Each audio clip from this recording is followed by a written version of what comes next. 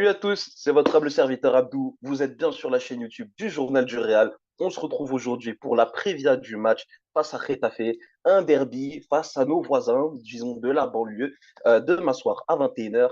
Pour en parler avec moi, je suis accompagné de Guillaume, vous connaissez, le visage récurrent de la chaîne. Comment ça va, chef? Le visage récurrent, carrément, Ouais, ça oublie ouais. Pablo comme ça. Ça va très bien. Non, mais Ah mais non, t'inquiète, le t'inquiète chef pas, n'est on se pas là, les comprend, souris on se dansent. comprend. Quand le chef n'est pas là. Ça va très bien Ouais, et toi, Abdou? exactement. Bah ouais, tranquillement, ça y est, là, j'ai pris la place du chef pour le temps d'une vidéo. Voilà, c'est un peu moi le MC et je dois vous dire que ça fait bien, bien plaisir. Bref, trêve de mondanité, on va rentrer directement dans le vif du sujet.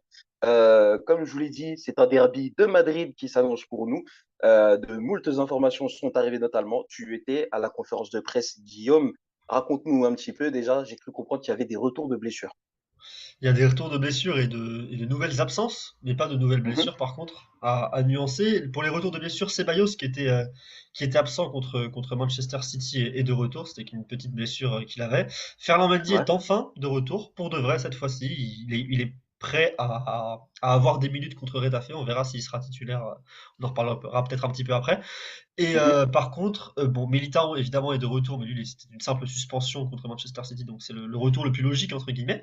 Et côté des absences, Alaba, Benzema et Rodrigo ne se sont pas entraînés aujourd'hui et ont reçu un coup d'après les termes de Carlo Ancelotti et sont out donc pour le match contre Retafe, mais seront évidemment présents contre Manchester City. Et si c'était City qui était le match de samedi, ils auraient été également présents bien sûr. Et c'est une simple mise au repos préventive, on va dire. Ben, du coup, forcément, on sait que la grosse échéance, c'est Manchester City mercredi prochain. C'est là que se joue concrètement la saison du Real Madrid. En termes de turnover, t'as cité éventuellement le retour potentiel de Ferland Mendy, à voir si ce sera dans le 11 de départ ou si ce sera en seconde période, histoire d'avoir quelques minutes. Toi, du coup, quand tu te projettes sur la rencontre, t'imagines quoi un petit peu comme composition comme ça? J'imagine une composition qui va faire rire certains. Déjà, Vinicius Junior, j'ai oublié de préciser, a été annoncé comme étant sans doute pas titulaire de la part de Carlo Ancelotti. Il a dit qu'il aura 10 minutes, qu'il est très bien, qu'il va très bien, mais il sera sans doute pas titulaire. Donc, bah, si on n'a pas Rodrigo, pas Vinicius et pas Benzema, bah, on va se retrouver avec Hazard, Mariano et Asensio normalement pour le. Ouais, Abdou ne Les regardera pas. bonnes Voilà compos pourquoi comme on Abdou aime. ne regardera pas le match samedi soir. Et voilà comment Ça, vous faut donner pas le dire, envie ça c'est en off. voilà comment vous donner envie d'aller faire vraiment mais tout ce que vous pouvez pour ne pas regarder le match samedi soir. En plus, c'est Retafe en face, on en parlera un petit peu après. Bordalás est de retour. Je pense que je vais bien m'amuser au Bernabéu. En plus, il va faire froid. Vraiment, tout est parfait. Vraiment, tout est parfait pour passer une très très belle soirée, ça je peux vous le dire. Mais en tout cas, ouais, une attaque Hazard, Mariano, Asensio, je pense. Au milieu de terrain, Ceballos, Tchouaméni, bah, c'est des locks pour moi. À voir Mhm. qui va-t-il faire jouer. Potentiellement Valverde. Je pense que Kroos et Modric seront au repos, donc potentiellement Valverde. Potentiellement Camavinga s'il fait démarrer soit Nacho, soit Mendy. Derrière, je pense que Mhm. la charnière, ce sera Militao qui lui a eu du repos. Il sera titulaire. Et je pense que ce sera Rudiger qui sera avec lui. Ok. À la buy-out dans tous les cas. Et je pense pas que Bayeiro va avoir des minutes en tant que titulaire, même s'il y a bien un match où on peut voir Bayeiro titulaire cette saison, c'est bien celui-là. À droite, je pense que ce sera Ok. Vasquez. Là, pour le coup, il n'y a pas l'air d'avoir trop d'hésitation. Et Courtois a été confirmé dans les cages, ce ne sera pas Lodit, donc il agite quand même pas encore le drapeau blanc Carlo Ancelotti en quelque sorte, puisqu'il garde quand même évidemment son gardien titulaire pour l'instant dans les buts. On verra peut-être pour le tout dernier match de la saison ou quelque chose comme ça pour voir Lodit une dernière fois cette saison, même si on l'a quand même pas trop mal vu. On l'a quand même vu pas mal de fois cette saison. En tout cas, voilà, avec une Mhm. composition qui va être marrante, on va dire. Écoute, pour Mariano, le match mérite d'être regardé, je pense. Mais toujours au niveau de la composition, du coup, on le sait, on va essayer de préserver un maximum de force pour le déplacement à Manchester. Est-ce que tu penses simplement qu'on pourrait pas voir Luka Modric sur ce match-là? Parce qu'on le sait, il revient de blessure. Il a joué un quart d'heure en finale de Copa del Rey. Ensuite, il a enchaîné le match face à Manchester City. Est-ce que on pourrait pas imaginer Carlo Ancelotti lui donner encore quelques minutes, peut-être juste une mi-temps ou maximum, ou 60 minutes grand maximum, tu vois, pour continuer à voir s'il va bien physiquement, Ouais, lui redonner du rythme, etc. il a pas fait son meilleur match de Ligue des Champions contre Manchester City, mais il a quand même paru C'est bien en clair. jambes. Je l'ai pas trouvé Mhm. être en dessous physiquement. Je pense que oui, il fait partie à la limite des entrants à l'heure de jeu, quelque chose comme ça. Par exemple, vu qu'il y aura dans tous les cas au milieu de terrain un joueur comme Valverde ou comme Camavinga titulaire, peut-être Mhm. du coup de faire que jouer 60 minutes Valverde ou Camavinga en fonction de qui est au milieu de terrain, ou comme tu l'as dit, faire un 45-45 ou un 60-30 avec Modric. Il jouera pas 90 minutes, ça c'est sûr, mais par contre oui, c'est sûr je pense qu'il aura des minutes histoire de de garder un petit peu le rythme, parce que oui, il a quand même eu sa petite blessure et c'était pas de l'intox. S'il a raté deux matchs ou s'il a raté tout simplement la finale de Copa del Rey, c'est que ce n'était pas de l'intox, sa blessure. Carlo Ancelotti aurait préféré pouvoir l'aligner en titulaire contre Osasuna directement. Donc, c'est qu'il a vraiment eu une blessure, que oui, peut-être qu'elle était moins grave que ce qui avait été annoncé, peut-être qu'il s'est rétabli plus vite d'une blessure musculaire, on Mhm. sait que ça peut varier, mais en tout cas, il a été blessé, et en tout cas, il est de retour, et il aura des minutes contre Retafe, je l'espère, puisque subir Hazard et Mariano pendant 90 minutes, ça faut bien quelque chose pour équilibrer, je pense. Rapidement, en termes de physionomie, qu'est-ce que tu imagines? Qu'est-ce que tu vois? Est-ce qu'on pourrait voir à peu près quelque chose de similaire à ce qu'on a vu sur la pelouse de la Real Sociedad? Un match un peu différent vu qu'on est à domicile? Comment tu t'imagines un petit peu comment tu te projettes sur la rencontre? Bah, j'espère pas voir la même chose que contre la Real Sociedad pour le coup. Déjà, je pense que pour le coup, l'adversaire, c'est pas la même chose. Bordalas est de retour. On connaît le football de Bordalas. On se rappelle des 33 minutes de temps de jeu effectif contre l'Ajax. On se rappelle des quatre défenseurs centraux et des latéraux comme ailiers. Voilà. Alors, on verra si ce sera à cet extrême-là, côté de Bordalas. Je ne dis pas ça pour critiquer Bordalas. Personnellement, j'apprécie beaucoup ce qu'il faisait avec Retafe à l'époque parce que ça reste du football qui gagnait. Et pour moi, ça reste très fort de réussir à faire gagner un petit club, quelle que soit la Mhm, méthode. Même si la méthode peut être peu appréciée par certains, je suis d'accord. Moi, je ne dis pas ça pour critiquer Bordalas. Mais par contre, je pense que Retafe va venir garer le bus. Retafe joue le maintien. Retafe, du coup, a une vraie opportunité de prendre des points au Real Madrid, hein, si c'est ouais, bien l'équipe sûr. de Madrid qui est alignée et qu'ils ont la tête à la Ligue des Champions. Tout peut arriver. On a vu le Real faire de très mauvaises performances dernièrement, même si c'était à l'extérieur, il faut le rappeler, à domicile, le Real Madrid a quand même ce sérieux, ce respect pour les supporters, ce respect pour ceux qui viennent voir qui viennent voir l'équipe et tout ça. Donc je pense que Mhm, le Real va gagner, que le Real va quand même produire une performance relativement honorable. Il y a des joueurs qui ont des choses à gagner aussi quand même. ouais. Faut penser Tu à penses à Tchouaméni, qui? faut Mhm, penser au milieu de terrain, que ce soit Camavinga ou Valverde, s'il est aligné au milieu de terrain, faut penser à ce joueur-là. Ferland Mendy, ses minutes, il va falloir qu'il lui montre qu'il est à fond parce que potentiellement, même si moi j'y crois pas personnellement une titularisation contre City, mais potentiellement montrer qu'il est de retour. Et surtout, le dernier point, c'est même un peu là où je voulais toi aussi t'emmener pour avoir ton avis quand même sur un point dans cette vidéo, la charnière mhm. centrale.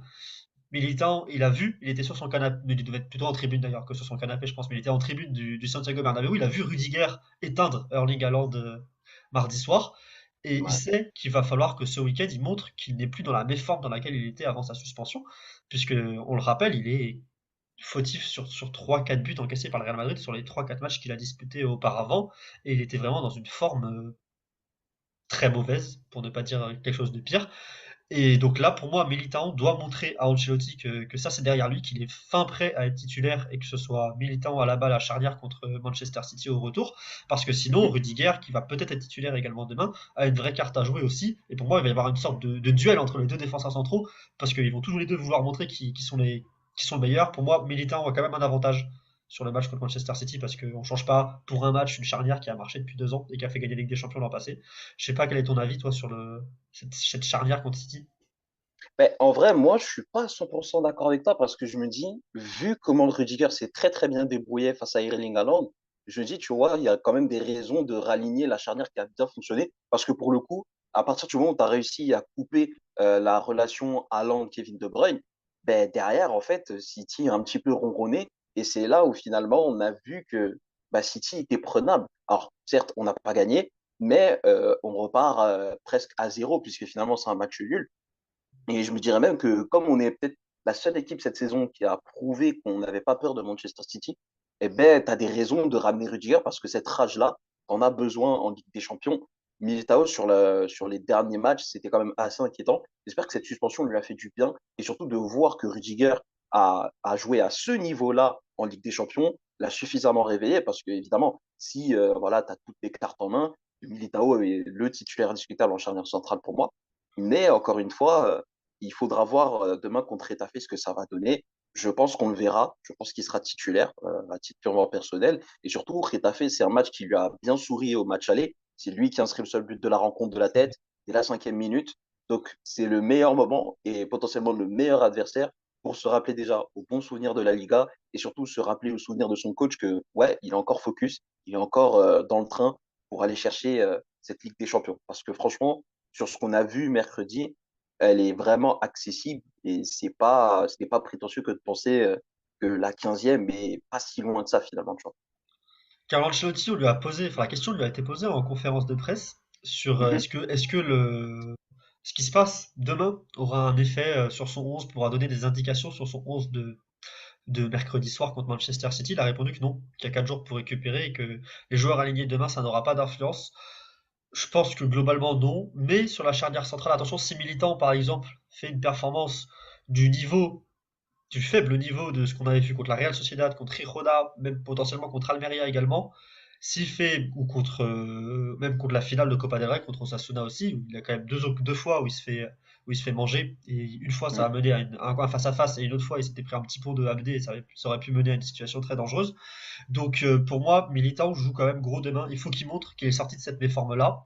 Et après, pour moi, ça doit être du 60, je dirais du 60-40, 65-40, 35 entre Militao titulaire à 60%, 65%, je dirais, contre City et 35-40 pour Rudiger. Je pense que le choix est assez difficile. Carlo l'a dit dans tous les cas que Ouais. la question lui a été posée sur la charnière mercredi et il a dit qu'il avait des doutes sur qui aligner, il ne savait pas qui aligner, mais que c'était une bonne chose évidemment d'avoir des doutes parce que ça veut dire qu'il y a plus de 11 joueurs qui sont plus compétitifs et qui sont au niveau pour être titulaires et qu'il aura des doutes jusqu'au coup d'envoi, a dit Carlo Ancelotti en conférence de presse. Donc il a bien conscience que la question se pose dans son esprit et on verra bien, mais je pense qu'on aura quand même des premiers éléments de réponse, contrairement à ce qu'il a dit contre Retafe, parce que déjà si Militao n'est pas au niveau contre Retafe, je pense que là pour le coup il entérine toutes ses chances d'être titulaire mercredi, ce sera Rudiger. Et attention parce que Rudiger potentiellement sera titulaire demain aussi, et lui, il va falloir qu'il montre qu'il vient de faire son meilleur match sous le maillot du Real Madrid et que c'était pas juste parce qu'il avait un Norvégien en face, mais que c'était parce qu'il est capable de trouver de la régularité désormais. Est-ce que tu penses pas que on pourrait voir, je me projette un petit peu sur Manchester parce que c'est clairement l'échéance la plus importante, disons. Est-ce que ce serait pas possible de voir et Rudiger et Militao et Alaba à Manchester? Parce qu'il est peut-être Je question pense de pas. ça. Parce que honnêtement, tu as le retour de Ferland Mendy, pourquoi pas réinsérer Kamavinga au milieu, on l'a vu sur la fin du match, ça fait énormément bien au Real Madrid quand il s'est inséré au milieu de terrain. Donc, tu vois, c'est une réflexion que je te propose. Est-ce que c'est une possibilité, même en cours de match, de voir ça, tu Mais du coup, ça, le problème, c'est que ça amène. Déjà, je pense pas qu'Alaba sera sorti de la défense centrale pour plusieurs vois? Ouais. choses. Déjà par rapport à son profil et surtout parce que c'est vraiment le leader de la défense. On le voit peut-être un petit peu moins depuis la télé. Quand on est au stade, c'est vraiment lui qui dit tout, finalement. C'est lui qui contrôle toute la défense. Courtois parle beaucoup également, mais c'est vraiment Alaba le leader de la défense. C'est même le leader de l'équipe. Et j'ai du mal à le voir, alors qu'il est défenseur central depuis sur 95% des minutes, 90% des minutes qu'il a joué sous maillot du Real Madrid, il est défenseur central. Et j'ai du mal à voir Carlos sur un match si important, pardon, changer Mhm. ça. Surtout qu'en plus, si Camavinga va au milieu de terrain, moi personnellement, je veux voir Camavinga jouer au milieu de terrain. J'en ai marre de le voir jouer arrière gauche personnellement. Mais par contre, qui t'enlève du coup du milieu de terrain? Parce que c'est-à-dire que t'as Camavinga. Je pense qu'au vu du match aller, t'as Kroos. Et du coup, tu dois choisir quoi entre Valverde et Modric. Parce que je pense que Rodrigo reste indéboulonnable à droite. Je pense que pour moi, il est devenu trop fort à droite pour qu'on l'enlève. Donc Mhm. en fait, ça déplace le choix sur le milieu de terrain. Et vu que le milieu de terrain a été performant contre Manchester City, j'ai du mal à l'imaginer. Je pense qu'il va juste reconduire le même 11 Carlo Ancelotti avec Militao à la place de Rudiger. Je pense, pas sûr. Je suis totalement d'accord qu'il y Mhm. a une grande hésitation. Ce serait mon avis. Par contre, il aura du coup plus d'options de changement, option de faire rentrer Ferland Mendy, option potentiellement du coup supplémentaire au milieu de terrain. Et il aura aussi cette option évidemment à la 60e de voilà, tu fais rentrer Ferland Mendy, tu mets Kamavinga au milieu de terrain, ou tu fais rentrer Rudiger et tu mets à la barre arrière gauche et Kamavinga au milieu de terrain. Je pense que ça arrivera au moment du match. Je pense que ça arrivait un petit peu trop tard d'ailleurs le replacement de Kamavinga au milieu de terrain au match aller. Mais par Mhm. contre, dès le début, du mal à y croire. Je pense pas que Mendy sera titulaire parce que je pense qu'il sera trop faible physiquement, trop hors de forme. Et puis même, il était quand même pas en confiance sur les derniers matchs avant sa première blessure, puisqu'après il a fait juste un tout petit retour au Ouais, il classique, a fait mais une rechute on va après. pas le compter, on va dire. Et c'était il y a très longtemps quand même, en plus. Et au-delà de ça, je pense pas qu'Alaba sera arrière gauche dans un match où il y en a besoin finalement, je trouve, en défense centrale. Ou Rudiger latéral gauche, parce que c'est quelque chose qu'on a vu souvent cette saison, même si c'est pas une option que j'apprécie, mais c'est une possibilité. On Bordalas sait doit qu'Ancelotti, l'apprécier, mais le Bordalas Ball. Ouais, quoique, hein, si ça se trouve, c'est avec le Bordalas Ball qu'on va s'en sortir à l'Etihad Stadium, on n'en sait rien. on Rapidement, verra je bien. voudrais aborder un dernier point avec toi, et c'est un petit peu dans l'extension du space qu'on avait fait ensemble. Ce serait le cas de Karim Benzema, parce que je trouve que il sort d'un mois d'avril fantastique, on le sait, mais depuis deux trois matchs, là, j'ai l'impression que le Français ronronne. Alors dans le jeu, il est toujours aussi précieux, il est toujours aussi efficace, et il a fait énormément de bien face à Manchester City. Tu veux On mettre les a Mariano pris titulaire, remise. c'est ça? C'est ça? Non, oui, quand même, mais non, non, non, non, les gens ne doivent pas trop en savoir sur moi. Mais ouais, est-ce que Manchester City, le match retour, ça pourrait sonner le réveil ou même plus? Est-ce que ça pourrait valider la saison de Karim Benzema? Parce qu'on sait que voilà, il y a des moments où il a souvent rerondé, mais le stade des demi-finales de la Ligue des Champions lui réussit bien. Ça n'a pas été le cas sur ce match aller. Est-ce que tu penses qu'au retour, on va revoir un grand Noévé devant la cage? Parce que c'est tout ce qui compte en fait finalement. Je pense oui. Déjà, il a l'air de quand même bien aimer les pelouses anglaises pour marquer. Ouais. Et je pense que il sait qu'il doit être plus proche de la surface que ce qu'il était au match aller. Je pense qu'il a conscience de tout l'apport et de tout le bien qu'il a fait à l'équipe, surtout en première mi-temps, pour aider à avancer le ballon et pour aider à descendre très bas pour avancer le ballon. Mais je pense qu'il a aussi conscience qu'il a été trop inoffensif en deuxième mi-temps. Il a cette occasion de la tête, mais c'est sur un coup de pied arrêté. Dans le jeu, il était loin de la surface, tout simplement. Il y a deux, trois centres, deux, trois occasions, deux, trois phases où le Real Madrid se trouve dans des positions très dangereuses avec soit Valverde, soit Vinicius Junior pour des centres en retrait. Il n'y a personne, puisque Benzema, lui, il est à 20 mètres du but. Il est en entrée de surface, il n'est même pas dedans parce il avait décroché avant et il n'était pas revenu faire un appel. La seule action où il prend la profondeur, finalement, c'est pour ouvrir l'angle de frappe à Vinicius Junior sur le but. Et je pense que même Ancelotti l'a remarqué, il va lui demander de prendre un peu plus la profondeur. Bon, c'est pas Mbappé évidemment, mais il va lui demander de prendre Ouais. sur 4-5 mètres ponctuellement un peu plus la profondeur, un peu plus de jeu vers le but plutôt que de jeu à l'opposé du but, même si on sait que son jeu de remise est exceptionnel bien sûr, et que c'est l'une de ses grandes qualités, l'un de ses grands traits finalement, mais je pense qu'il va pas forcer son jeu pour être un numéro 9 de surface pur, parce qu'on sait très bien que c'est pas Karim Benzema ce joueur-là, mais par contre je Mhm. pense qu'il va quand même avoir conscience qu'il va falloir qu'il rajoute un petit peu de profondeur à son jeu, je dirais, et un peu plus de cet aspect de. On sait, c'est Benzema, il peut gratter un but un peu de n'importe où. Et contre Manchester City à l'aller, il s'est pas retrouvé dans cette position. Tu sais, il fait trois pas de recul pour faire une reprise de volée ou une tête. Et tu sais, il arrive à gratter un but que quasiment seul lui peut gratter, mais parce qu'il est dans la surface. Et il retrouve toujours le ballon quand il est dans la surface, Karim Benzema. Et là, il n'a pas été contre City. Et je pense qu'il en a conscience et que ce sera mieux au match retour. C'est un grand joueur. Et j'ai du mal à croire qu'il va être totalement annihilé par la défense centrale de Manchester City, qui est clairement pas la défense centrale qui fait le plus peur quand même dans le football actuel, sur l'homme, on va dire, même s'il y a quand même beaucoup de qualité, cette défense centrale. Rapidement, on va conclure la vidéo sur ça. Je vais te demander de te mouiller. Le score du match face à Getafe, pour toi, ce sera quoi? Ouais, ouais, ouais, ouais, mon gars, il va falloir se mouiller, mon pote. Moi, je veux vraiment que personne ne regarde ce match, hein. Ce sera un 0-0 pour moi.